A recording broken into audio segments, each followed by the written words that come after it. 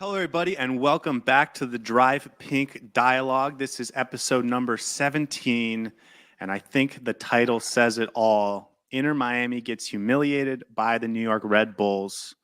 The question is why? That's what we're going to be talking about today. Think about this as a nice little therapy session. As always, I'm your host, Scotty. I'm here with my co-host, Saur. I'm sure you're not feeling great today, but how are you feeling? Yeah, that's dampened my weekend. 4-0, big scoreline, not great. Let's get straight into it. We want to start with a little bit of positivity and maybe end with a little positivity because I'm sure 90+% of this show is going to be not so positive. So let's start with the best takeaway from yesterday's game, which is that three young, aspiring athletes that have worked their entire lives for this moment were able to make their professional debuts in yesterday's game for Inter Miami. Yannick Bright in the 59th minute comes on.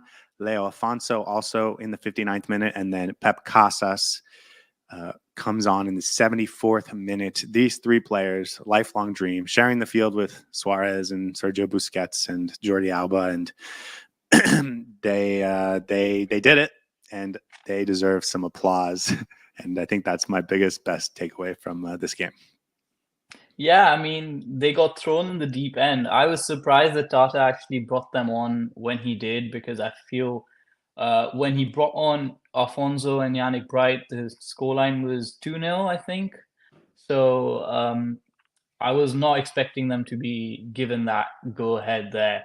But you know what? That was a big bright spark. I think Afonso looked good in glimpses. Yannick Bright had his moments, but at that point the game was beyond Inter Miami anyway, so they couldn't have made too much of a difference. But very positive that they got the chance, and very happy for all three of them. Yeah, I think those three, especially the circumstances they came into the game in, I don't think anything they did wrong was worthy of true criticism, especially just considering how everyone played in that game. So those three, I think, are absent criticism in this game. I also think Ryan Saylor, no criticism his way. Not a coincidence that those are the four substitutes that came on.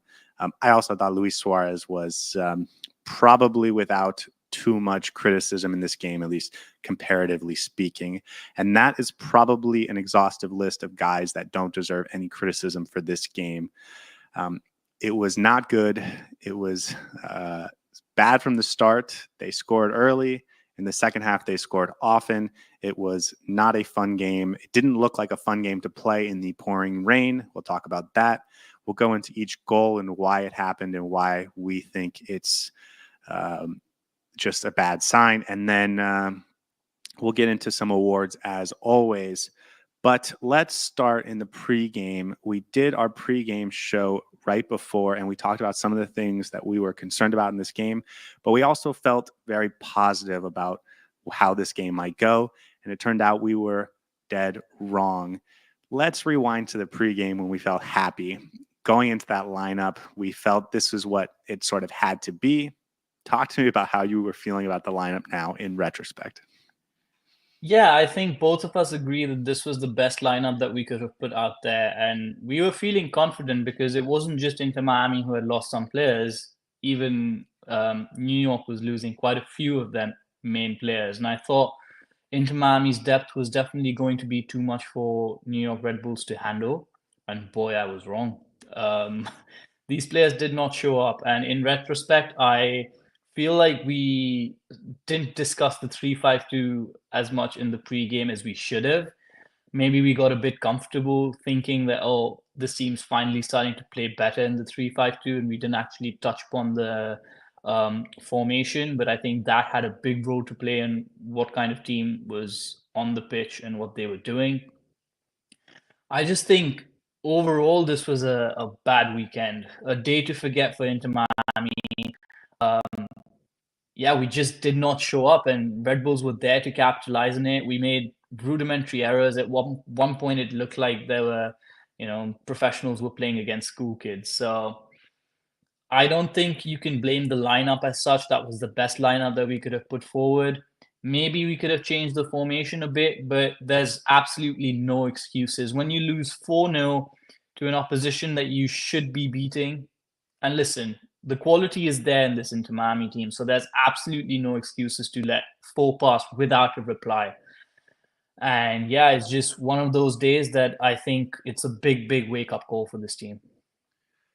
Yeah, I think before the game, we both thought that this was still the more talented of the two teams based on based on who was available for both teams, and that didn't play out. But I think going back to the starting lineup, there was 10 players for this Inter Miami team available that had been major parts of the season so far.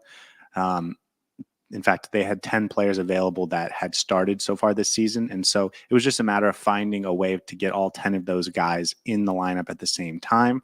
That did require Robert Taylor going to that right wing back position. It meant that our back three if we had to have a back three, there was no way to take those 10 and play them in a 4-3-3. And you're right. We didn't talk about this enough in the pregame show. We texted each other after the first goal, and I think we both immediately realized how could we forget to talk about the formation for Inter Miami, and also how could we forget to talk about the goalkeeping change. I just mentioned that there was 10 change, or we had 10 starters that had played so far this season available, and we found a way to make it work. But we never talked about that 11th person, which was, of course, CJ Dos Santos. I think that in the end, we tried too hard to get the right players on the field, and not enough effort was put into getting the right structure for this game and the right tactics in place. Do you feel the same way? Yeah, there are a couple of points to that that I think are worrying signs. One, I agree with you that we thought that we would get away with this game just based on quality and the talent that this roster has. And I think going into this game, and us as fans as well, thought that if we put the right players on the pitch, they're going to be able to come out with a result. And I remember saying very distinctly during the pregame show that if this team gets into trouble, there are ways that we can switch around a few players and maybe get control of the game. All of that was absolutely out of the window yesterday. I think talent was trumped by hard work and determination that was shown by New York Red Bulls.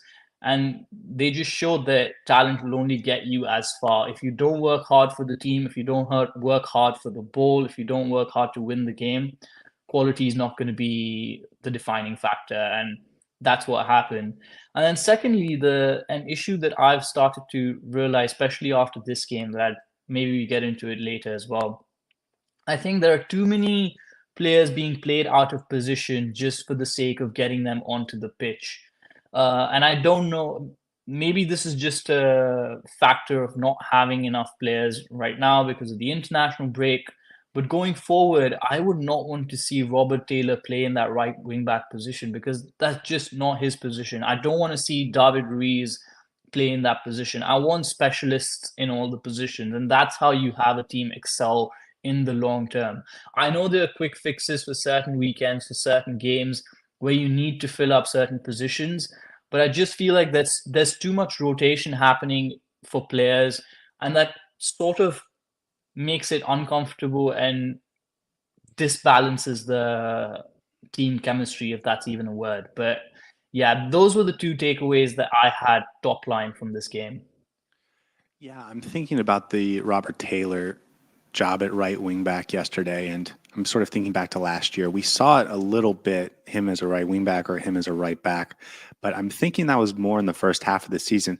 I think Tata recognizes that he's not good as a right wing back or as a right back, and so I don't think he wants to put him there moving forward. I think yesterday was probably just a desperation move to get him on the field because ultimately you were going to have to play one of Robert Taylor or Leo Campana if you chose not to do this exact formation. And so I don't think he wanted to bench one of those guys and play, a kid making his debut in the starting lineup.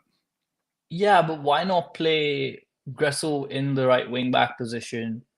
Have someone like a Robert Taylor maybe play in the midfield because I think he'd be more suited in that role. But I yeah, understand, this but just it's the too same thing, many, right? yeah, too much It's the same thing. speculation. Yeah. I would So have actually put Yannick Bright in. and given him the chance from the get-go, because I thought that might have been worth it. But you know what? We're talking too much in hindsight 2020 now that the game's not gone in our favor, I guess. Yes. Let's do a quick recap of who was not available for this game. Obviously, no Lionel Messi, who's dealing with a little bit of an injury. Nico Freire also out with a hamstring injury. We're, of course, missing the guys that have been gone all season, and Ian Frey, Benjamin Kremaski, Farias. But also, we were really hurt by the international departures. Drake Callender, big loss. Federico Redondo, big loss. Diego Gomez, big loss. Even in this game, having a David Ruiz would have been nice. Having a Israel Boatwright would have been nice. Those players both on international duty. Same with Schneider Borgelin. So this was a team depleted of depth, even though the starting 11 was still pretty sound. Any complaints? Well, we'll get into it later about who we missed the most, but just like as a general feeling for the team, did you feel like not having those guys around, even if they weren't in the starting 11, but not being available, not being around the team, do you think that had an impact on how the guys felt? They knew they had to go 90 minutes, maybe. They felt like they had to conserve energy because they might not be able to get subbed off at any point. I don't know. Do you feel like that had any impact? Yeah, I think there was definitely an aspect of the players just being too comfortable playing in the third gear and not having to put in the entire energy into this game. And again, I think everyone thought that we could get away from this game just based on quality, which was not the case. And yeah, the players just didn't show up. They just didn't show up to New York, and they didn't play at that their optimal level. And I want to give full credit to Red Bull. I don't think this was a case like unlike the Montreal game where we thought that maybe we were the ones who lost this game. I think Red Bull was fantastic. They scored 4 goals. They were very clinical. They really worked hard for the ball. They really worked hard to find the right solutions, and they were just the better team on the day, and our players didn't show up. Yeah, couldn't agree more. I think Red Bull is really good, and we'll talk about them more specifically a little bit later on. But let's get into the action, and maybe we like to ride through this pretty quickly, but maybe we should stop at every goal and sort of talk about how and why it went wrong. And we'll start with early goal from Lewis Morgan. We've had a bad habit of in the pregame identifying who's going to be really good for the other team and being right, and it feels like it comes back to bite Inter Miami every time we do that. It happened right away in this game, 3rd minute. Sean Nealis pushes it forward to Dante Van Zier, who has a nice little flick on to Lewis Morgan, who's making a nice run and fires, puts in the back of the net. Right away, Inter Miami goes down 1-0. Who was at fault for this goal? Oof, who wasn't at fault for this goal? My my forward comment on this was, where is the defense? It was awful to concede that. First of all, I think we knew that that New York's going to start with a high press, which they did. But we saw the same exact issues with the 3-5-2 that we've seen so far this season. Too much gaps between the center backs. I think it was Morgan who just had so much space between Aviles and Christoph, was just able to fill into that pocket without anyone covering him. And Van Zier got into the ball, rolled it on for him, and he had a clear shot. He could have even taken a couple of, strides and then made it an easier shot for himself. But I think that double combination of Aviles and Christoph was definitely not communicating well, and they were the ones culpable for this goal mainly. And also Busquets, because he didn't track his runner. So those three were the main reasons I thought this goal Let got me conceded. let me try and break this down. I don't know if this is going to go off well just because there's no visual to sort of show what I'm talking about, but this play starts on a throw in from New York Red Bull. It's not a turnover, it's not a transition opportunity. So Inter Miami has a chance to set their defense in an organized way. So I think that's important to start off with. The ball comes in from the opposite touchline, makes its way over to Sean Nealis, who's a center back, right? He steps up into the midfield, and Jordi Alba is playing sort of 3 yards away from Sean Nealis in this left wing back position, and he doesn't make a move to get in the way of Sean Nealis to make the pass more difficult. The problem with that is there's a New York Red Bull playing up high, above past Jordi Alba, that Noah Allen feels responsible to go defend, which spreads the back two now of Kristoff and Aviles out. And then they have, not including the guy that Noah Allen comes to go guard, there's 3 New York Red Bulls against 2 Inter Miami defenders in Kristoff and Aviles, because Robert Taylor's also not back supporting them. So now you have this numbers overload, and I don't think Tota Aviles or Sergei Kristoff has any chance. I do think CJ Dos Santos could have done better. I don't think it was a great shot. I do think, and we'll talk about Dos Santos more, but to me, the biggest culprit of this goal is actually Jordi Alba for not stepping up and at least making that pass difficult, that entry pass difficult. And if you're not going to do that, then you're just out of position in no man's land, especially off a throw-in when you have a chance to set your defense. I thought that was the sort of the biggest culprit, because yes, Aviles, Kristoff, they kind of get, they had, but I felt like they had no chance in this play because they had 3 attackers that they had to guard and an entire box to try and guard them. So to me, it was Jordi Alba first, Cedro Santos a little bit, and then, the midfield also probably could have stepped into those gaps, but to me, I didn't feel like they were as responsible. Yeah, I'm not sure if I agree with you totally there. I think obviously there were more than one players who were definitely culpable for this goal. I think, yes, Jordi Alba doesn't do the right thing, but he's just the first line of defense. There are 2 other layers that need to be bypassed before you get to the goal. And I think the midfield is actually more responsible here than the defense. And I agree that Aviles and Cristo were sort of left in a position where they couldn't do much with having 2 attackers to take care of, or 3. But I think the midfield is where you need to have that cover from, and that would be the place where someone like a Sergio Busquets or a Lawson Sunderland come in and provide that cover to stop the runners, or at least track the runners from the midfield into the final third. So Yeah, but I think they weren't. if any of them had followed their runners, it would have been. They weren't Fine. runners, though. They weren't runners. They had set up that way where our wingbacks were playing sort of in line with the midfield, and Jordi Alba even farther up. And so we had 3 people in our back line, and they had 4 attackers from the header that comes in. So they had set that play up with a numbers advantage. The midfield, I felt like it was easy to bypass them because of how our structure was and how their structure was. And that was just, I think, poor recognition. So I understand what you're saying. They could have maybe stopped the play, but ultimately, I think Jordi Alba finding himself in no man's land was ultimately what killed that play. There was also another aspect of this goal that I want to talk about, and that perfectly shows what the 3-5-2 has been, how the 3-5-2 has been awful. And once Morgan got the ball, he didn't even need to shoot it to actually have a chance. There was a number 19 completely free on the back with nobody marking him, and I think that should have been Robert Taylor's man, where he could have just laid the ball off to him, and that would have gone in. This is my point, and this is why I don't blame the back line. Is Aviles is slow to react to Lewis Morgan, but that's because he's stuck between 2 guys, and they're both unguarded. And so he eventually makes the correct decision to go with Lewis Morgan, but Robert Taylor was in no man's land. Jordi Alba was even worse, I thought, in that play, if you go back and watch it. But I agree. I think, and we'll talk more about the 3-5-2 a little bit later on. I don't want to dwell on this goal too much because how it impacts our structure, I think we'll get into a little bit later. So let's move on to a few extra moments in this game. The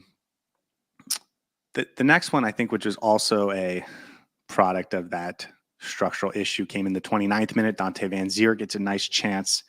Noah Allen gets pulled wide in the too wide, and there's not great communication behind him, and so the 2 center backs can't really handle it well. The other moment I want to talk about is sort of the one big transition opportunity Inter Miami had in this game, which is something that we did really well last week against DC, and we didn't do well in this game. Leo Campana has a nice little flick around his defender to Robert Taylor, who plays it centrally, and for a split second, it looks like we're going to get a 3-on-2, 3-on-2.5 with Lawson Sunderland in the middle, Jordi Alba to his left, and Julian Gressel to his right. Lawson Sunderland kind of fumbles the ball. This is right before halftime, and the opportunity goes to waste. Jordi Alba ends up putting in a cross for Campana, who does head it, but he kind of doesn't do a great job with it. So that was really the only opportunity that I thought was really noteworthy. I know Jordi Alba had a shot early in the 21st minute, but first half, not what Inter Miami wanted. We've seen them start slow, especially on the road. So it didn't feel like at this point Inter Miami was really in trouble. It didn't look like they were about to lose 4-0. It felt like a few halftime adjustments, maybe a little bit of a change in how we structured our team, and we might be able to get right back into it. How are you feeling at halftime? I was feeling fine. I thought, okay, this is another one of those games where we're going to have to come back from behind. Well, as you mentioned, the last few chances that we had with the 45-minute transition, I think Campana had a really good flick there to Robert Taylor. I thought we could have done much better on that. But that's when I thought, okay, we're back in it. We're now starting to play a little bit. People have woken up. They're starting to do what they do. And I was confident that going into the second half, we're definitely going to see some changes structurally, which would allow us to get back into this game. And I was wrong. Yeah. Okay, let's get into it. Lewis Morgan doubles his tally on the game in the 51st minute. Tota Aviles has a really bad turnover, catches Miami out of structure, and they get a transition opportunity. The back line is just way too spread out, and they really didn't have any chance to defend it. Dos Santos, I also thought he could have done a little bit better on this shot, but really it's just, this is what happens when you have a center back have a bad turnover, them pounce on it, and them being a good transition team. 2-0 New York Red Bulls. Anything on this goal? Yeah, Aviles, what was he doing there, man? I think even before that, he had a couple of instances where he gave the ball away. So there were signs that he needs to calm down, he needs to sharpen up, and then his mistake led to that goal. But Morgan and Van Zier really terrorized our backline that entire game, and we'll get into it. But yeah, their combination really hurt us. Moving forward a little bit in the 59th minute, that's when we get these substitutes. Robert Taylor and Lawson Sunderland come out. Leo Alfonso, Yannick Bright make their debuts, professional debuts. Moving forward to the 66th minute, that's when New York Red Bulls get their third goal. Toto Aviles, this is when he sort of goes in for a tackle right around the midway point on the field, falls, doesn't get up. I think he's looking for a foul, but he stays down. The ball then goes to the left where he vacates, or where he's vacated. Lewis Morgan, tremendous energy, tremendous effort. That was sort of an all-heart type of run. Julian Gressel tries to make up for it, but he can't. And then Lewis Morgan makes a run down the baseline, dumps it to Van Zier, who kind of lays it off for Wiki Carmona, who puts in the back of the net. This was tough. This was like, I think the one where you felt like, okay, this is like a problem. What were your thoughts on this? Yeah, at this point, I was like, we're getting run ragged. They're literally just crushing us right now because at this point, you could tell that it wasn't just about the quality, it was about the effort as well. And the way Morgan kept that ball in play, I think Avila should have been stronger. I don't think that was a foul on him. I think Gressel should have been stronger. We could have stopped Morgan at least 2 or 3 times there. And he just kept going, kept showing the effort to and determination to keep that ball. And yeah, at this point, I wanted to scream at my television set and be like, please stop, end this game now, because we knew we weren't coming back. Even at 2-0, I thought we could come back. But after this goal went in, I thought they've all given up now. Yeah, it did feel like we sort of started getting numbers forward and we're at least a little bit more of a threat after that second goal. So it felt like maybe we could score a goal and get back into it. But obviously that left us more exposed the other way. And New York Red Bulls did take advantage. Here's the thing. Here the two other things that I wanted to mention, because I do think Tota Aviles has to be stronger. And I do think Julian Gressel, listen, I know he's not a defender. I know that he's not the guy you want chasing that play down, but he does kind of get bodied off the ball, and not just in a way that he loses, but in a way that he loses so badly that Lewis Morgan winds up in a better position for the encounter. I also just thought the ball went straight through Dos Santos's legs. This is the third time that I felt he probably could have done better, and we'll come back to that later. But it went through Noah Allen's legs. It went through Yannick Bright's legs. That was a tough play, and it wasn't just Gressel and Aviles that probably could have stopped that play. And then also Carmona is running out of the midfield. Neither Sergio Busquets tracks him, and Julian Gressel, after losing Lewis Morgan, probably could have kept an eye on the runner and made a play there. So really, this was a tough play, and I think a lot of players were at fault for this goal. And I think it was encompassing of how bad this performance was. This was the one that really, really hurt. Moving forward, and at this point, the game was over.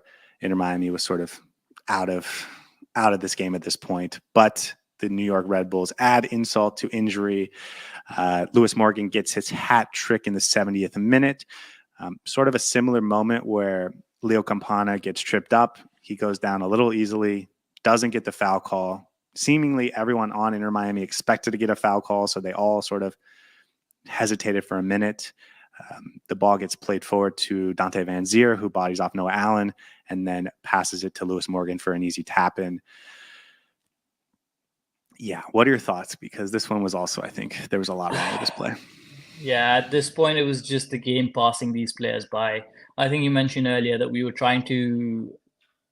put players up the field and we were in all out attack mode at this point. So I feel like any counter that would come our way, we wouldn't be able to stop it because we don't have the legs to stop that.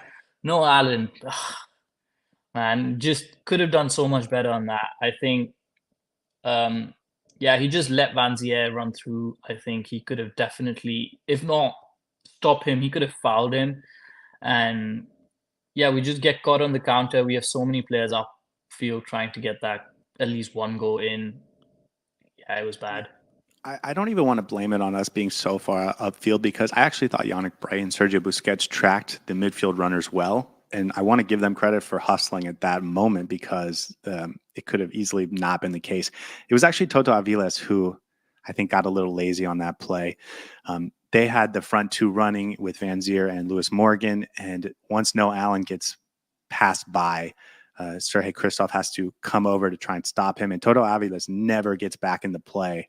He's sort of just jogging behind Lewis Morgan. He never puts himself in a position to make a play on that. So I think that one gives as much credit to Toto Aviles for that goal as I would to Noah Allen, because he should have been better and he didn't have a great game. So we'll talk about him more a little bit later. But moving forward, Pep Casas makes his debut in the 74th minute.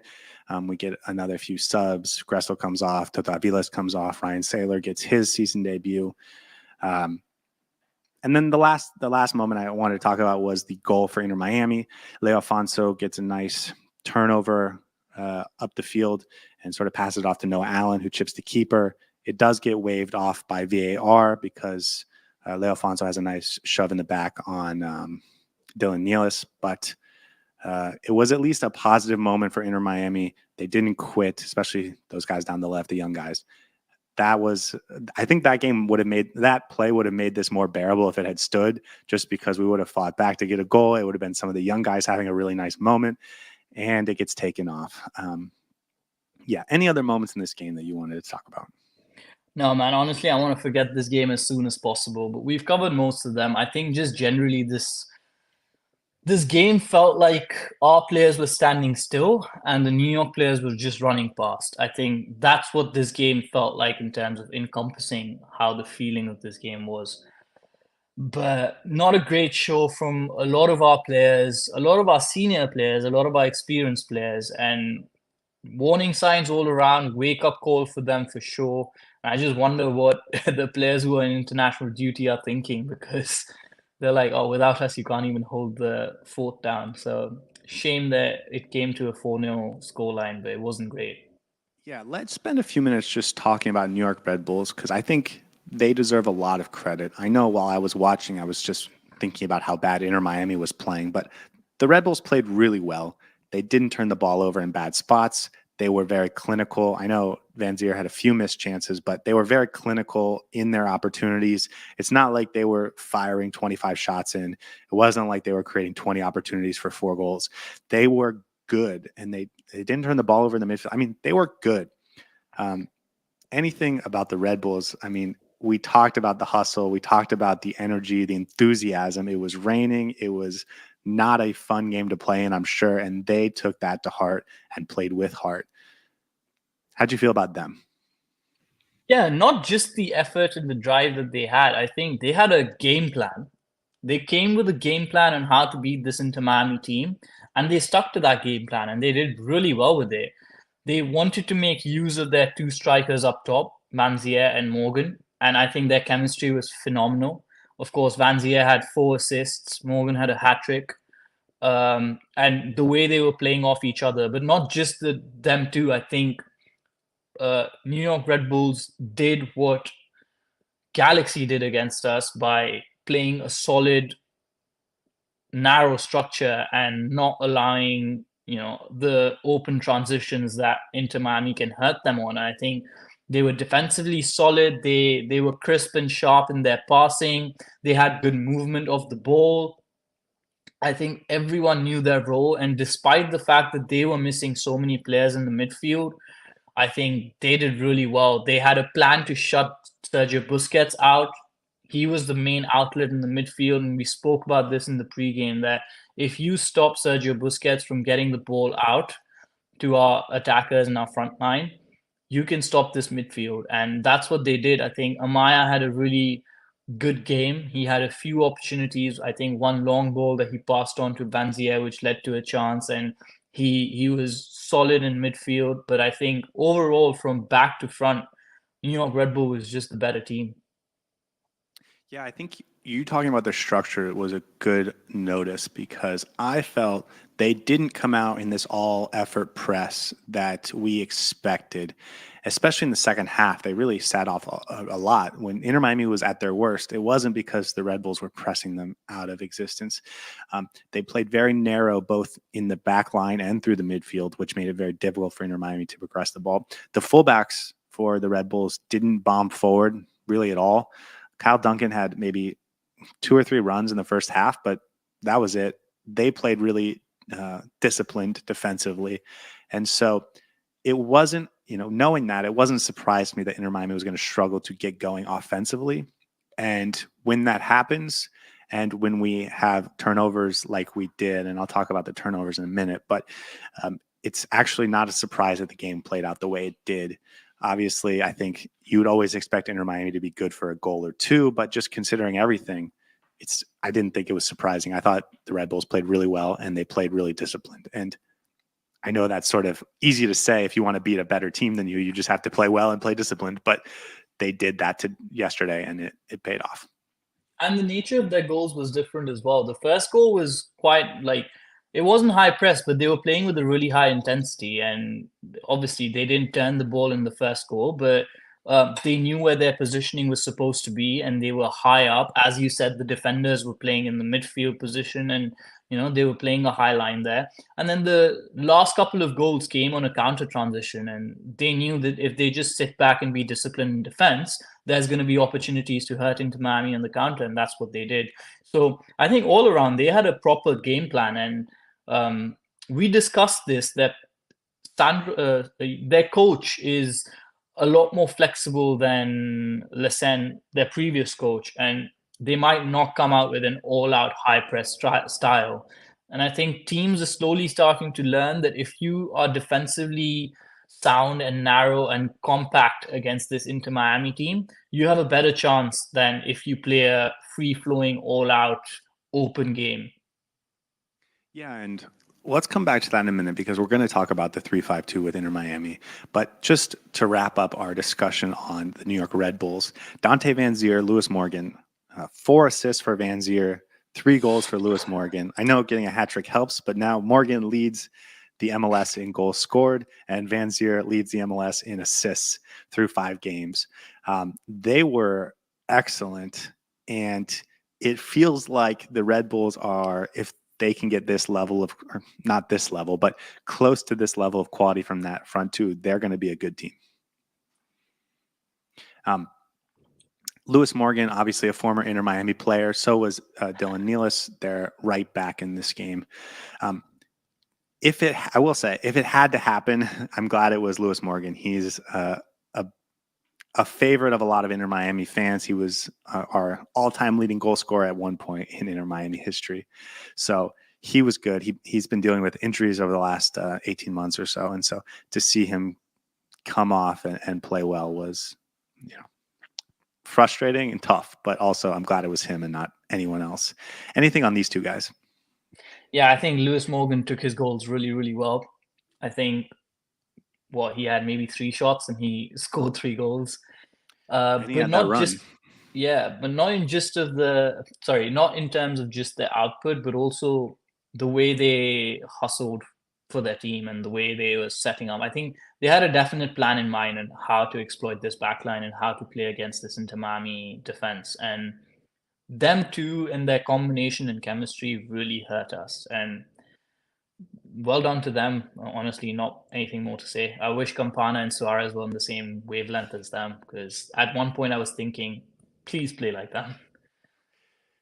Listen, this is an Inter Miami show, so we're not going to talk too much about the Red Bulls. We'll probably wrap it up here, but I think we both think they played really well, and it wasn't just a matter of Inter Miami being awful, even though that was part of it. But the Red Bulls actually came out with a good game plan. They executed well. They were disciplined. They weren't turning the ball over, and then their front two attackers finished their chances. Okay, let's talk about what went wrong structurally, and let's start with the 3-5-2. Again, we both felt they had to play this formation based on the available personnel, but it still wasn't pretty. Yeah, I feel like this 3-5-2 formation sort of gets caught between being too offensive and being too defensive. Like there's no balance in this team.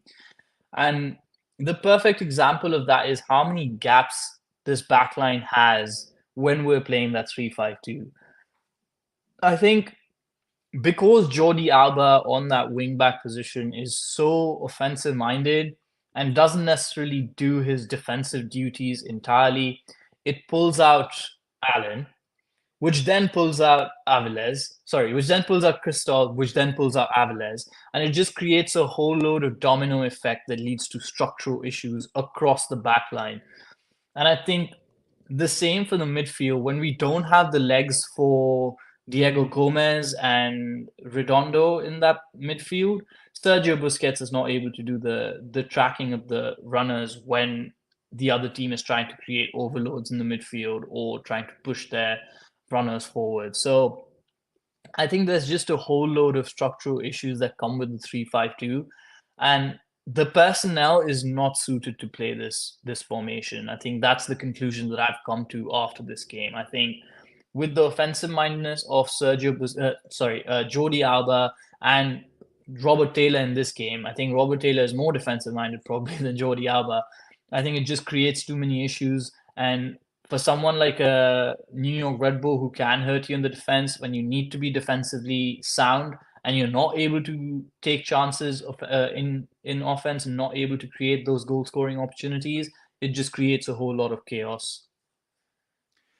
Yeah, to me, and I want to be clear, I don't hate a back three generally. It's not my favorite. I prefer a back four, but this, what I'm about to say, is a Tata Martino 3-5-2 that I'm about to complain about. And it starts with the back three.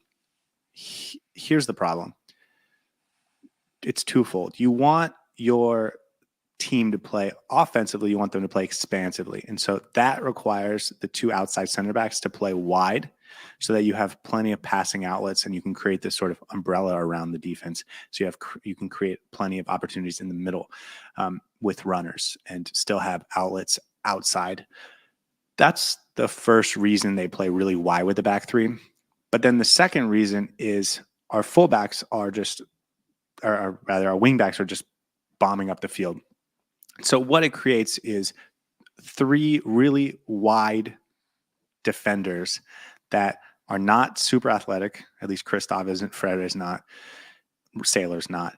And you're asking them to cover the entire width of the field with three guys when frequently the two outside center backs are playing on the touchline on the sides of the field. So you're really asking one guy to cover the entire middle third of the pitch, and it leaves you so vulnerable to defensive transitions. It's hard to communicate when you're 25 yards apart from each other, and it's just like not well structured, especially when, like we saw yesterday, two of those three are 19, 20 years old.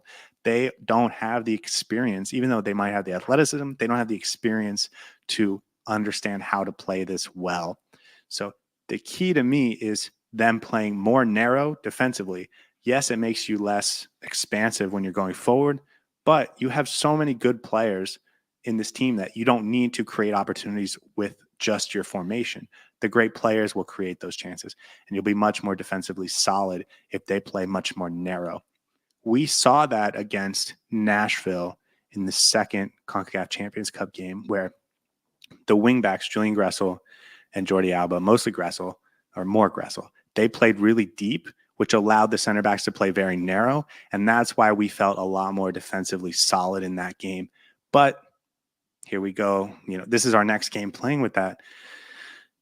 And with the 3-5-2, three in the back. And here we are with our center backs really spread wide and just so much space for two good strikers to attack. And yeah, I agree with you completely. I think the gaps are created by the formation itself. I think Tata Martino wants the center backs to play wide. For sure. Yeah, it's intentional. Yeah. And there are a few solutions to that, which we've seen Tata Martino utilize. I think one of the solutions is to have a midfielder drop back into the back line and create a back four to plug that gap in so that it's not as expansive. What that does is that leaves the midfield slightly vulnerable, because then the opposition can create overloads in the midfield. The other side of that, which you've already mentioned, is have one of the fullbacks stay back, be more defensive, and the other one be more offensive. And we saw that in that game against Nashville, and I think a couple of other times as well, where we defended in a back four. Our defensive structure was a 4-4-2 rather than a 3-5-2. Our offensive structure was a 3-5-2 when we were on the ball. But when we lost the ball, Gressel would come back and we would sit back in a 4-4-2 and defend. And that plugs the gaps immediately. And that just allows the spacing issue. And even against DC United, we saw that we played a 3-5-2 against DC United, right? No, that's what we played the back four with David Ruiz in the back. But even with DC United, what this team has started, because how wide our backline is, it sort of creates pockets of spaces in the defense. And we saw Christian Benteke occupy that pocket of space and have a couple of goal scoring opportunities when we were playing against DC. And then again yesterday against Red Bull, we saw Van Zier and Morgan occupy those spaces and just sit there and wait for the ball to come to them. Yeah, but I think we did much better against DC, especially once Kristoff came on. I don't know if Freda was sort of nursing something going into that game or he injured himself during the game. But once Kristoff came on, I don't think we were allowing very many spaces, and that's with, you got to remember, those two fullbacks in that game were Noah Allen and David Ruiz, two young players that haven't played a lot of fullback this season. And then going back before that game, we played 3 straight games with a back three. The first Nashville game, we gave up 2 goals to Jacob Schaffelberg, to a Nashville team that's not very good offensively. We gave up 3 goals to Montreal, a team that we felt we should have crushed. And then that third game against the Nashville in the CONCACAF Champions Cup second leg, which I just referenced, where we played much more reserved with our fullbacks. So it felt like this formation was evolving for Tata, but we went back to what we had done in the first couple games and what we saw in the preseason with those center backs really wide and just creating huge holes for the opposition to take advantage of. And like you said, this is Tata's 3-5-2. This is what he wants. This is how it's drawn up. And I, for one, hate it. I agree. Just some top line stats now. They've played 4 games in the 3-5-2. They played 4 games in the 4-3-3. They've In the 4-3-3, they've won 3 out of 4 and drew 1, and they have a +9 goal differential. In the 3-5-2, they played 4 games, won 1, drew 1, lost 2, and have a -3 goal differential. So that is a 12 goal difference in their goal differential between the 4-3-3 and the 3-5-2 in just 8 total games. It doesn't work. It just doesn't work. Yeah, and I think the biggest take back is that Tata Martino wants that width, but with the 4-3-3, we can have the defensive solidity at the same time have that width because the three in the center are able to stretch the field out. I think in the 3-5-2, the back line is having to stretch that field out, and with the two fullbacks bombing forward simultaneously, that just completely leaves the 3 defenders at the back vulnerable. There are ways to plug this, and I think Tata knows there are ways to plug this, but he's for some reason just doesn't want to. And I, for one, can't wait for Wigan to come in and Yeah, it's like you switch to a mentioned. 4-3-3. It's like you mentioned. His solution is to play that 6 deeper and have the Sergio Busquets or maybe Yannick Bright did a little bit in the second half of this game come back and act as another member of that back line. But Sergio Busquets can't do that. He just can't, and so it just doesn't work. And I think having Federico Redondo and Sergio Busquets both in the midfield at the same time really helps with playing out of the back because they're both good at that, and you can't, as a defense, just key in on one of them. But I'm not sure that Federico Redondo really solves that problem either, or at least I don't think we've seen him try yet. So I don't know. I would rather just go to the 4-3-3, especially because, yes, we have another MLS game at home next weekend, but the game after that is a midweek game against Monterrey, and that's a must-win game at home. So there's not a lot of time to try and fix this. I think just go with the 4-3-3. Pray that Wigan gets his work permit and he's ready to go for next weekend, and just run him out there for the next 180 minutes in a 4-3-3. That's what I would do. So yeah. Anything else about this game or the team that you want to talk about? I wanted to talk about the refereeing and the conditions and how that impacted this team. But before I do, is there anything you want to say about the refereeing? I think the refereeing was a product of the conditions that we were playing in. I think some of the decisions went in favor of Miami and some of the decisions went against us. But I wasn't too concerned about I was watching other things that were concerning me than the refereeing decision. So I'd love to hear your thoughts on it.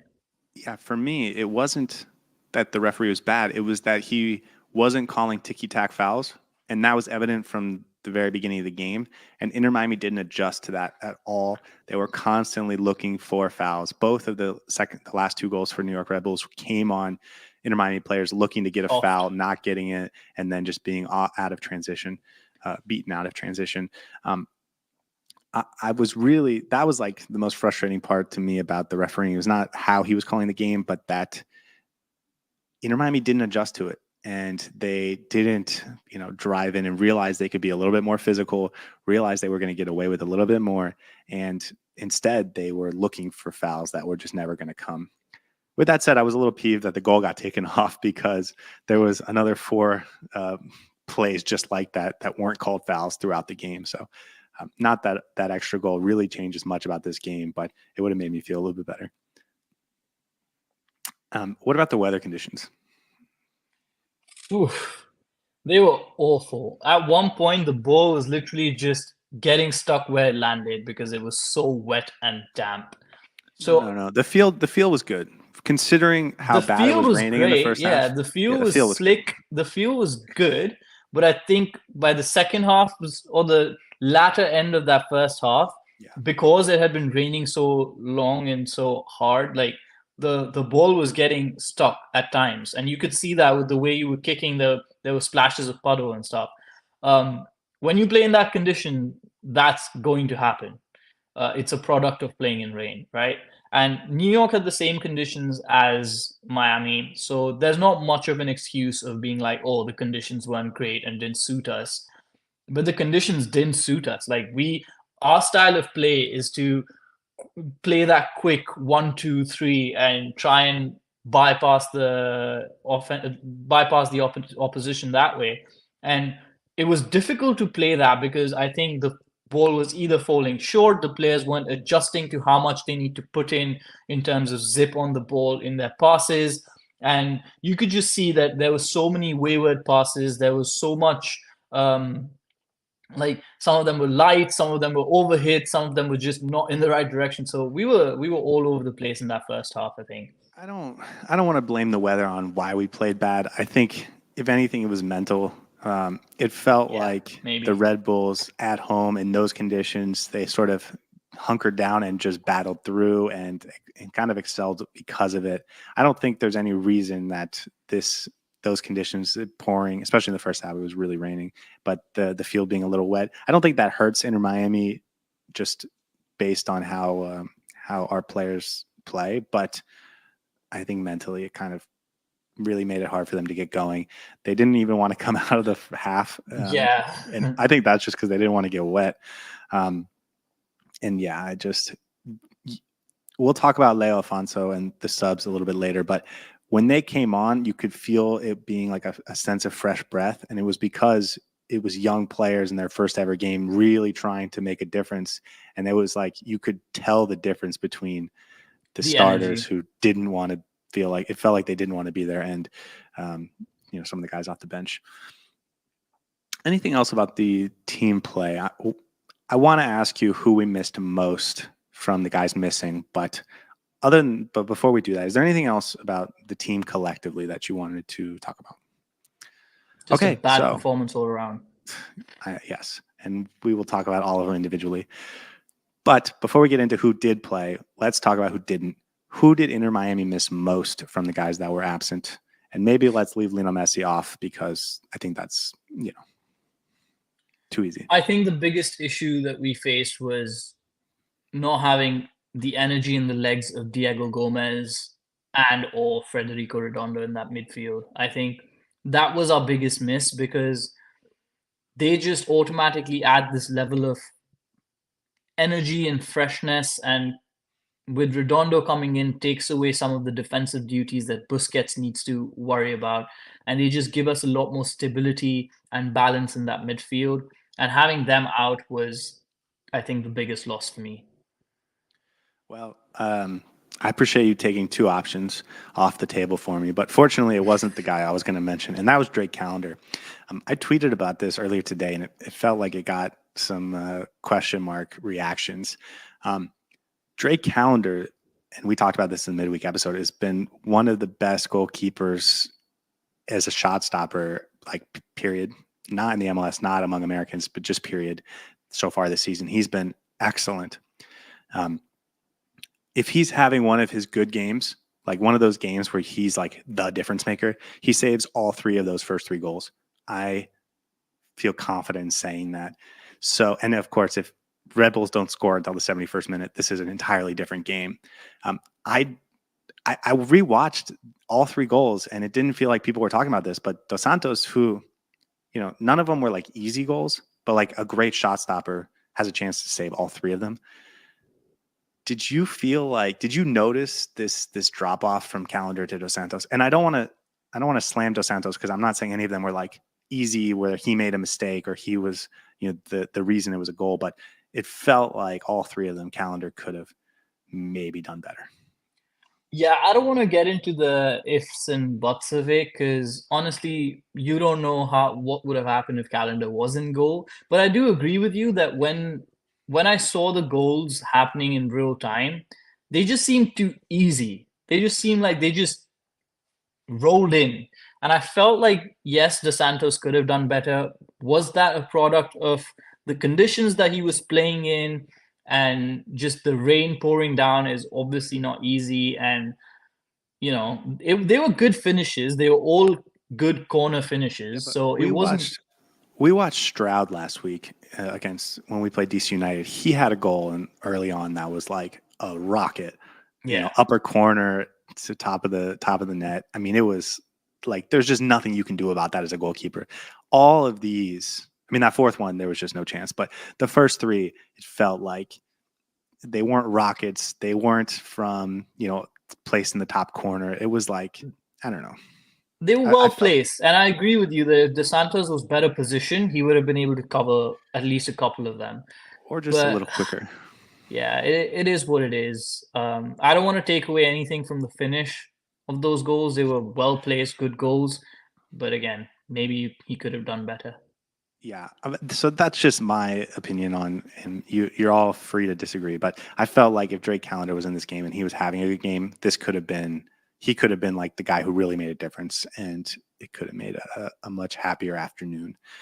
Yeah, But I mean, I'm looking it's at Sam the Dazzle. XG I right get it. now, and it's 1.23, and Yeah, they no, scored he 4 didn't. goals. Dos So Santos, the advanced statistics, and I think this was backed up by watching the replay. The advanced statistics say that they should have scored maybe 1.5, and that it maybe 2 of them were Dos Santos should have done better. So I thought there was a pretty significant drop off from a yeah, goalkeeping situation that is a positive for the team to one that's a slight negative. So maybe our depth in that position isn't as good as we maybe thought. Anything else about the game before we get into awards? Okay, let's get into awards so that we can get over this game as soon as possible.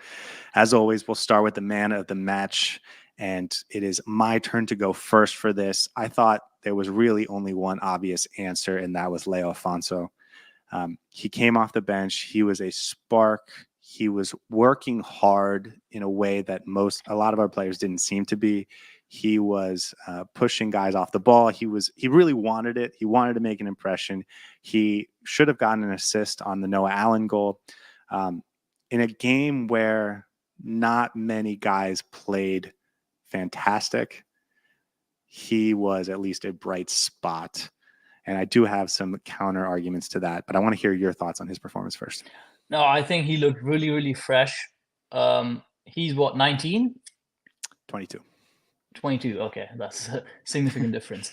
Yeah. But no, I think he looked really good for his first professional appearance for the club. I think he came in a very difficult situation and didn't do much wrong as such. I would have hoped that he would have been able to come on and change the game and not having to deal with a 3-0 scoreline. But he did make the best of what was in front of him, and he looked sharp. He looked energetic. He was willing to push forward and get on the ball.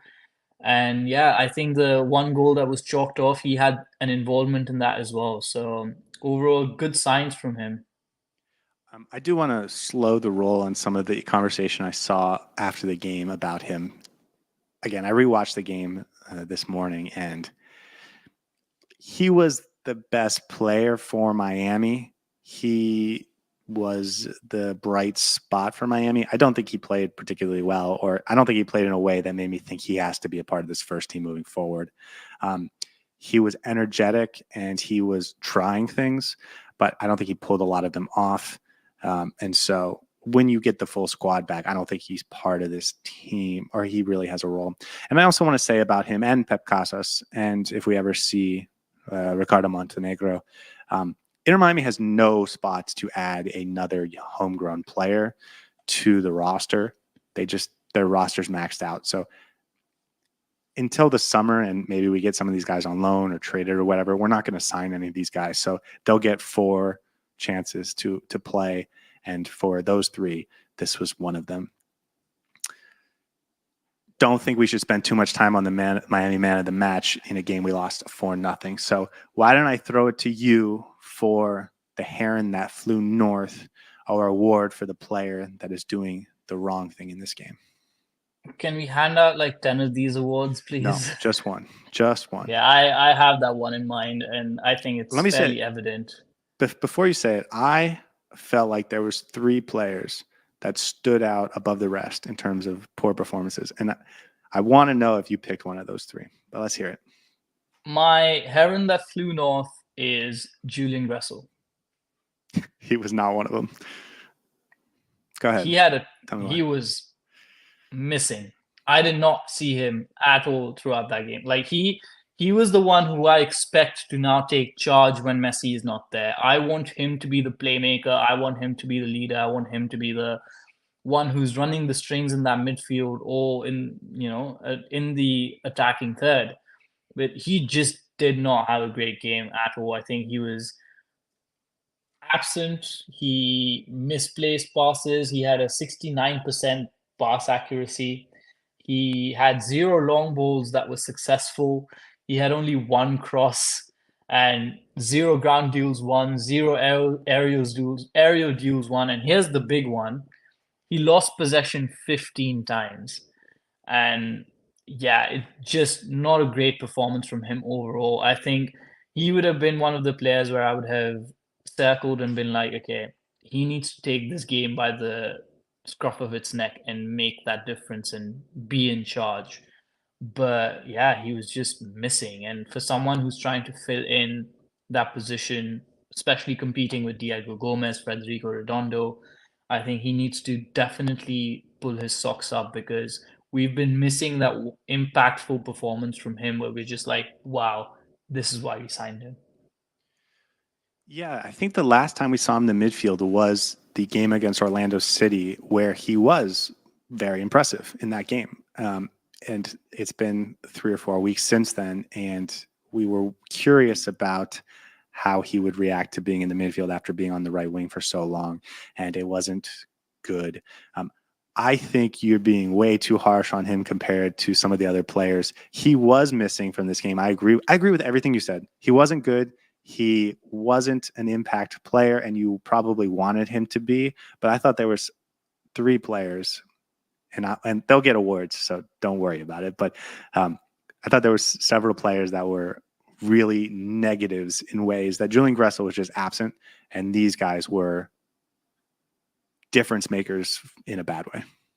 Yeah, there's another reason that I want to give him this particular award is because I think he hasn't been at his best for Inter Miami yet, and I think this was the game that summed it up perfectly. Like he just didn't show up, and I expect so much more from him that it was more so also about, dude, he needs to do better than others being bad. I probably know who you're referring to, but I think him was more so of this is the game where you need to show up and you are not there. It's a big red flag for me, I think. So that's why the heron that flew north goes to Julian Gressel. And hey, it's my award, so let me decide who I want to give it to. No. Now It's it's your definitely your turn. award. He is the official heron that flew north for this game. He, I don't want to make it all bad for Julian Gressel because it felt like he was growing into the midfield over the first 3 games up through that Orlando City game. It felt like, we're playing in the 4-3-3. Julian Gressel, Busquets, and Diego Gomez were sort of getting it going. And then we sort of broke that up when we traded Yedlin and switched to 3-5-2. And it doesn't feel like he's found himself since then. I did have a negative award for him. So I don't think it's like a crazy shout. But yeah. And just to your last point, this is something that I was referring to earlier, that I feel like this team is, for players, it's all about consistency in knowing where their positions are. And at this point, it feels like we're just moving pieces around too much. And that's sort of hurting the consistency of this team and just, allowing players to settle into their positions. Because even if someone like Julian Gressel is coming off the bench, if he knows he's playing in the midfield, he knows what his role is, he's going to have a lot more impact. Constantly switching these players around is not helpful. And obviously, we're just at the start of the season and we're trying to get our roster ready. We're waiting for a right back to come in, maybe even Matthias Rojas to come in. So that's probably going to change and players are going to know their positions going forward. But at least right now, there just seems to be a lack of stability. When I rewatched the game this morning, I tracked the number of midfield or defensive turnovers from every player, at least up until the 4th goal. So for the first 70 minutes, how many turnovers did each player have that put Inter Miami in a bad position? And Julian Gressel had 3. That was not the most on this list by a solid margin, but he did have some bad turnovers. So I don't think this is a bad shout. And maybe there is a conversation to be had about Julian Gressel's role moving forward in terms of being in the starting lineup, because if Lionel Messi's healthy next weekend, he's going to start at right wing. Campana, Suarez will be the strikers. Robert Taylor at left wing. Wigan, when he comes, he's going to be the right back. Your midfield feels like it's going to be Redondo, Gomez, and Busquets. So it feels like Julian Gressel, who started every game so far this season, is going to the bench, and it may start next Saturday. Yeah. So worth probably noting. Let's move on to the next award, and I am giving the Umbrella Shop Award. And good luck guessing this because it could All right, be you need to anyone. explain for myself and for the listeners what the umbrella shop implies. The Umbrella Shop Award means you got to go to the umbrella shop, grab an umbrella, get out of the rain because you are not good in the rain, get over it, and sort of move on without worrying about the rain anymore and kind of just move on to the next game. But you were bad in this game. I'm Go trying to to the think umbrella shop, about get an umbrella, feel good I'm about a trying to new think umbrella. about the players who we haven't spoken about. And is this And by the way, Toto Aviles? this is Toto Aviles. He would have been if I was giving out the Heron That Flew North, he would have been Yeah, the guy. he was my very, very close second as well for the Heron That Flew North. Yeah, this was his worst game as an Inter Miami player going back to last season. Awful. He was really bad. He's a young player, and you expect inconsistency, and we've seen inconsistency this year. And I've sort of written it off as just being a young player developing. This game was like really bad.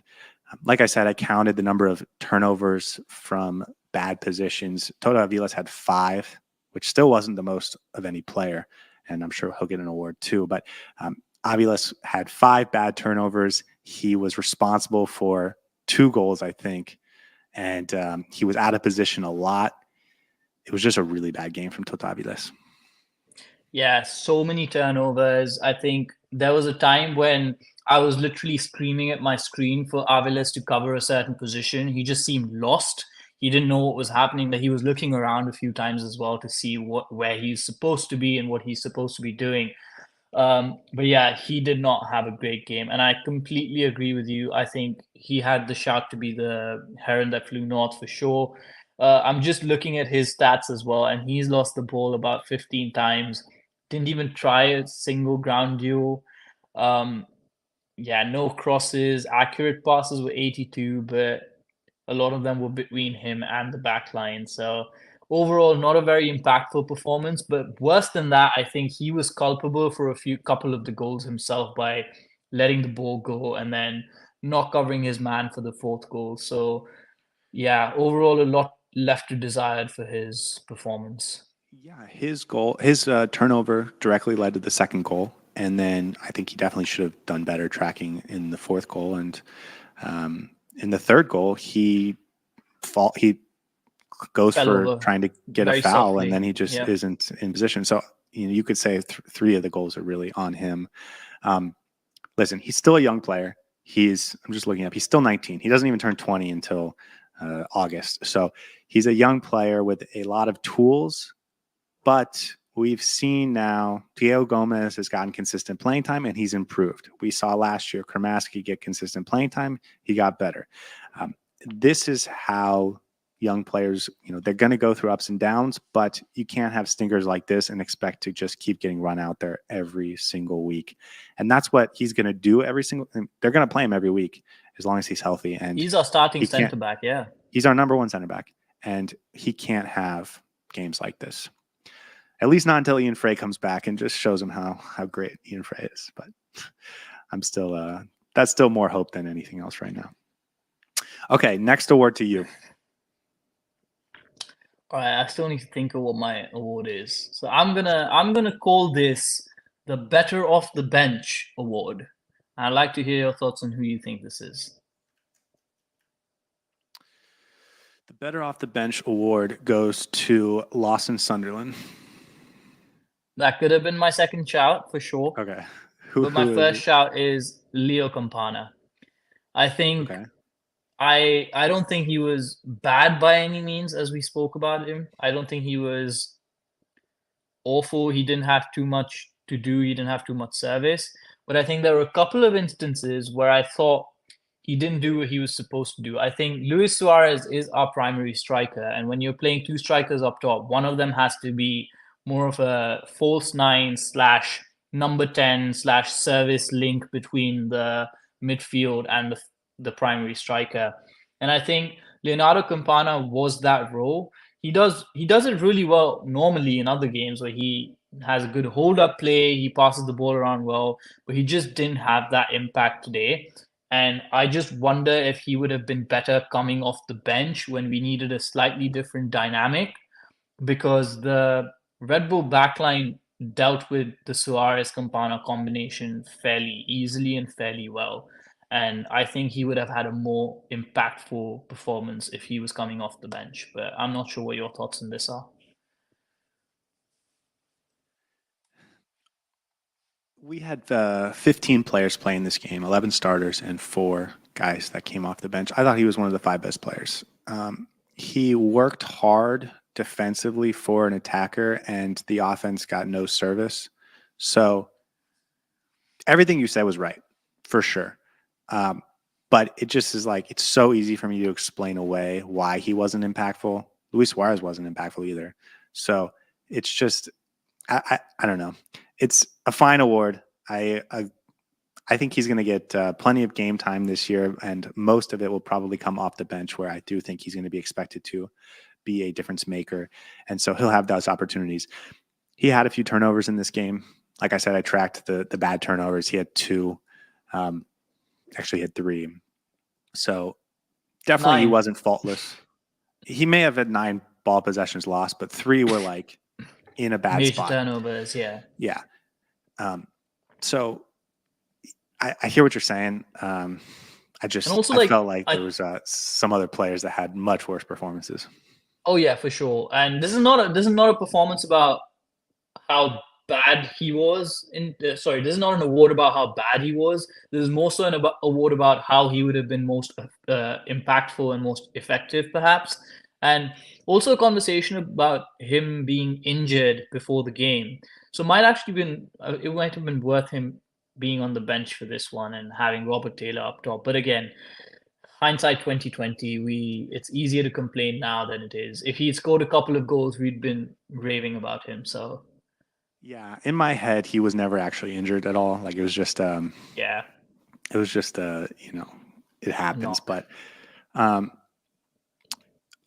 okay, I don't have an award name yet, but I had one for Julian Gressel, and so I'm going to sort of slowly change the name. My next award is the apparently Jazz Ain't Easy award. Ooh, okay. Uh, I'll be honest, I already is hate the this name of the award, but go ahead. is this Jordi Alba? It is Jordi Alba. Oh, I don't know why I gave it to him, but go on, explain it. This was originally for Julian Gressel, and it was about, jazz ain't easy. You got to find the rhythm in order Yeah. to make the blues. I didn't have an award for Jordi Alba because I was so confident he was going to be here, heron that flew north. But he was awful, man. He was so bad. He was so bad. He was led the awful. team in bad turnovers. He had 6 turnovers in the first 70 minutes that led to bad situations for Inter Miami. I think he led the team in total turnovers, but 6 in the first 70 minutes that led directly to New York Red Bull dangerous opportunities. Whether they took advantage of them or not, that was up to them. But Jordi Alba was bad, man. This was a game where they really clogged the midfield. The Red Bulls really clogged the midfield. So you would expect a lot from your wing backs in terms of ball progression. He didn't do that a lot. In the pregame, I talked about how there's probably an opening for Jordi Alba to make those long crosses to Robert Taylor, making runs down the right side. Didn't see that one time. Jordi Alba, for a guy that he's Jordi Alba, right? We saw him take over a game a week and a half ago, or 2 weeks ago now. He was just bad, man. He was just bad. I actually had the award for him as well, and I called it the Doppelganger Award because it didn't feel like Jordi Alba showed up to this game. So that's a better award. Yeah, I feel like it was an imposter playing in that position. I agree. I think with Red Bull clogging up that midfield and being narrow and compact, the opportunity was there for Robert Taylor and Jordi Alba to make themselves more available on the ball at least and do more with it and be the outlets to progress the ball and hold the ball when needed. Of course, I think Red Bull did a really good job of pinning us on our sidelines when we tried that outlet, but I think Jordi Alba just didn't have a great game. Like he wasn't available when he needed him to be. I think he was pushing too far when the backline needed some sort of protection. And I completely agree with you. I think this was one of his poorest performances so far this season. What's your next award? What's your last award before we wrap it up? I have a name, but I'm trying to think whether it's a good name or not. And I'm gonna go with this is the Big League Son Award. And I'd like to see who you think this is. This is the Big League's Son Award. That clearly, without a doubt, obviously, goes to CJ Dos Santos. Ooh, good shout. And by CJ Dos Santos, I mean Lawson Sunderland. Yeah, there you go. There you go. Yeah, you got it. ahead. Yeah.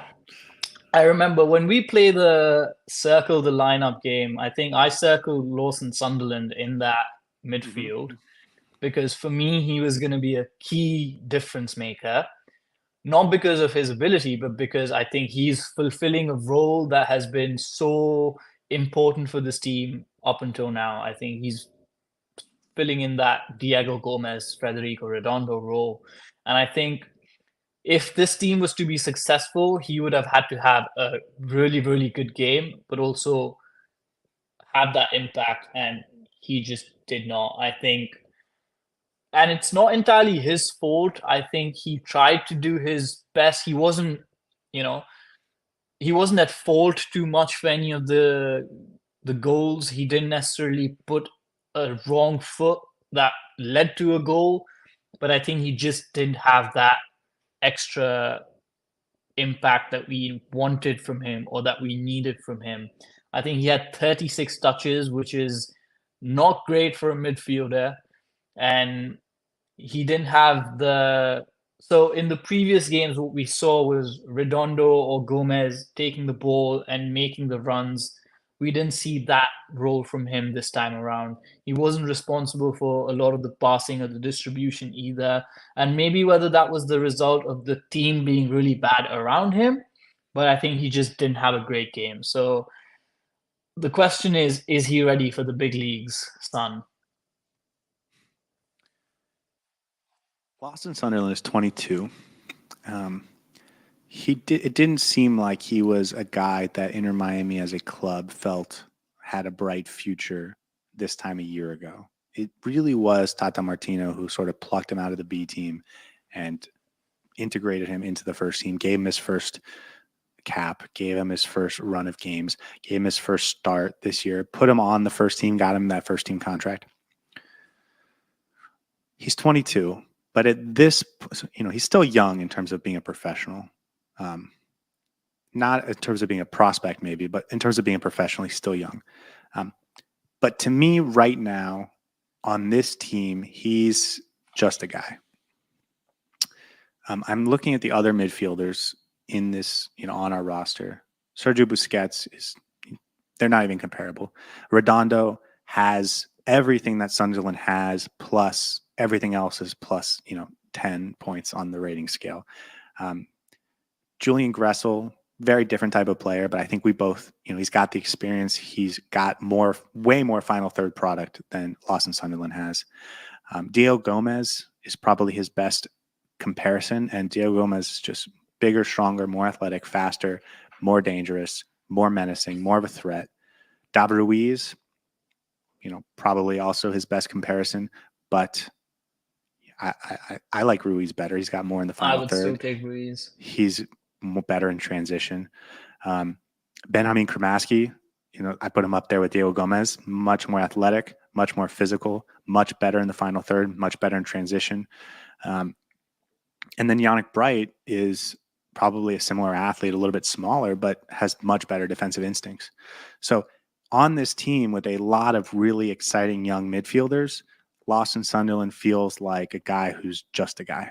He's tall, and that's nice, especially, last season we had a lot of trouble with our height in terms of, our team size, but this year it doesn't feel like he's It's going to be an a issue. standout in any way. And so I'm a little worried about Sunderland's either I'm worried about how much game time he's going to get this year in terms of he's not going to get enough to develop, or he's going to get so much that it's preventing some of the other young midfielders a chance from getting their own minutes.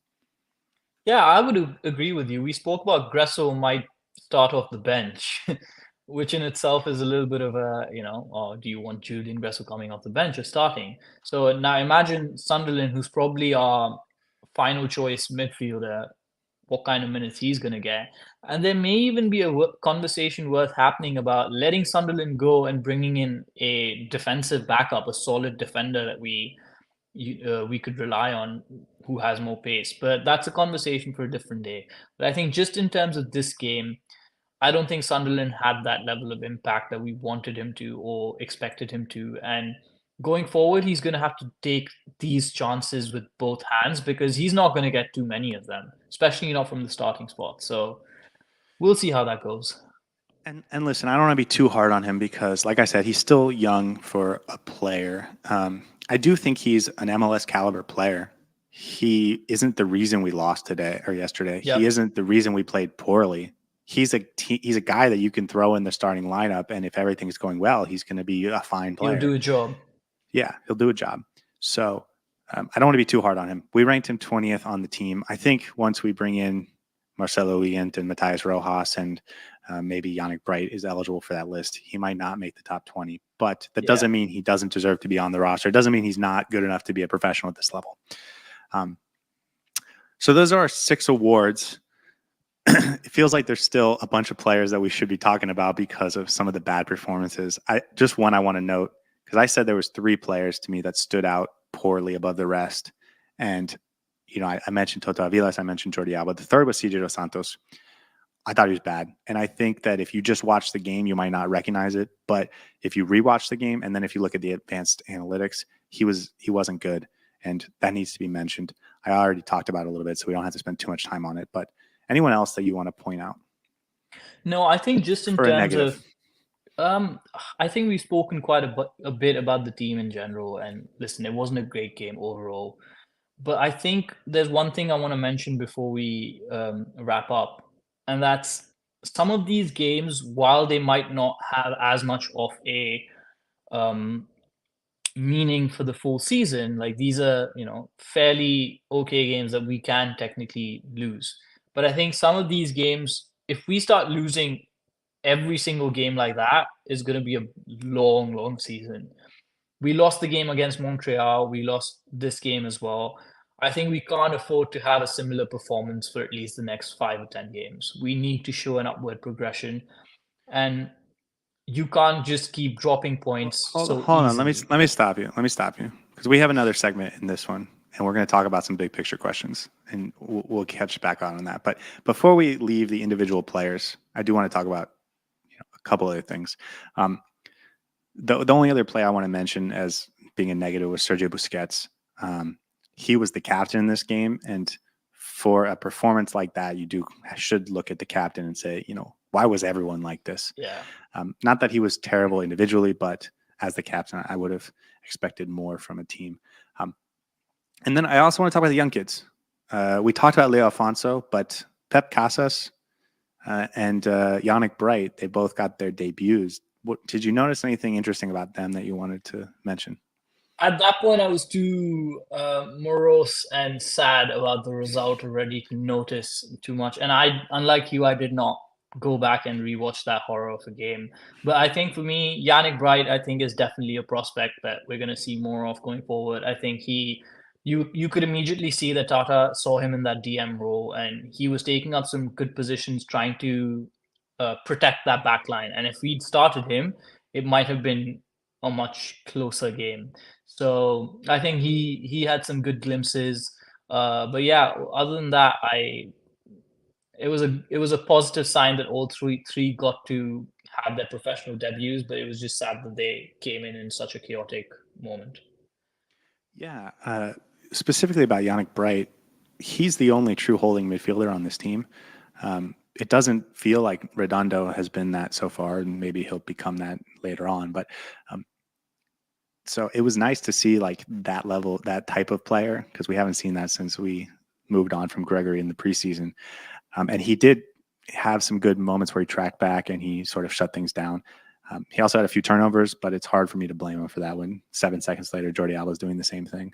And then Pep Casas, Yannick Bright is like the first team player, and Leo Afonso, I think, had some bright sparks, but I actually thought Pep Casas was pretty decent considering. So I don't know. Inter Miami might have had their best draft ever this past year, and I did want to spend a minute talking about them. Doesn't sound like you have any more individual performances you want to talk about. So let's get into the big picture questions. You just talked about you were talking about, while I interrupted you, and I apologize for that, about how this team can't have that type of performance again. Obviously, at 4-0 destruction like this, this can't happen again this season if you want to feel good about your team. But this was like the first game where I felt like, oh, this team was like bad, not just we lost, we draw, we should have done things better, but this was like a bad performance. Yeah, it was a worrying performance because this was something that we thought we could. Listen, we didn't have most of our players, which is fine, but neither did the other team. And there's absolutely zero excuse to let 4 goals in and have that level of performance. Like, this team was more than capable of beating this New York Red Bulls team. So the fact that we lost 4-0, and the fact that we didn't show any fight, maybe towards the end a little bit, but it was just too easy. We just rolled out the carpet for them and let them do their thing, which wasn't a great sign at all. So we can't afford to have another performance like this again, and we can't afford to drop points so easily in the future. How do we move on from this as a team? I mean, I feel like you can see a world where in 2 months we look back on this game and think, the Red Bull are pretty good, and it was on the road, and it was raining, and we were without all these players, and it was just like a blip. And even if we didn't feel like that should have been the case at the time, it'll be easy to explain away. But is it going to be easy for the team to just move on and just sort of, come home next week against NYCFC and just, keep it moving? Yeah, I think you're only as good as your last game, right? So if you can rectify some of these issues that we saw in this game, in the next game, and then build on from there, then this can just be another blimp in the bigger picture. I think the key takeaway here is to bin the 3-5-2 till we can figure out the right personnel and how to fix it.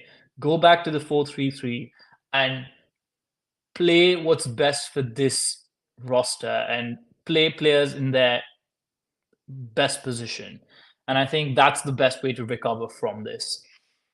But the thing is, if we have too many of these blimps, then it can become a whole blot, and a whole blot can just tarnish our entire fucking season. And I apologize for the profanity there, but yeah, this can't happen again. And I just feel like we need to recover from this quick. Yeah, it's sort of unfortunate we don't have a midweek game because I don't want to have this taste in my mouth for the next 6 days. We do get NYCFC next. They have not been off to a great start. Just some around the league updates before we go. Cincinnati won yesterday, so they actually go top of the table in the East. Columbus lost 2-0. And so even though we fell behind Columbus based on our goal differential during the early game, Columbus's 2-0 loss brought them back below us. So now we're in a 4-way tie for second place with 10 points. Cincinnati on 11 points, but they all have a game in hand on us. So not the start to the season we felt like we were going to get, especially after last week. But here we are. Anything else you want to mention before I sort of wrap it up? Yeah, I think this team is capable of a lot more. And like we had yesterday, I think we need to let the water brush off our back, take the lessons from this game, and just build on this, because we can't dwell on it too much, but we also need to make sure we don't repeat the same mistakes. So hopefully we can learn from this and then go on and beat the other New York team maybe even 5-0, and that would just make everything much easier. But Yes. overall, not a great game, and definitely a lot of thinking to do for the coaching staff and the players. Yeah, I just want to thank you and everyone listening for being a part of this because this was, I think, therapeutic for me to sort of be able to hash all these things out and to find the silver linings in what was a really bad performance. We'll be back for a midweek episode, probably just something fun like we did last week. And then we'll be back for our pregame show next Saturday. The game's our first Saturday night game of the season, I believe. It's going to be at 7:30 Eastern. We'll be on for the pregame show at 6:30 Eastern. But other than that, anything else you want to say before we wrap this up, man? It was not a fun show, but I think one that was good for us. Yeah, and hopefully we can put this behind us soon and talk about victories going forward rather than defeats. So, All right, guys, this was episode 17 of the Dry Pink Dialogue. It's been a lot of fun to do this, and I appreciate everyone listening, and we'll see you next time.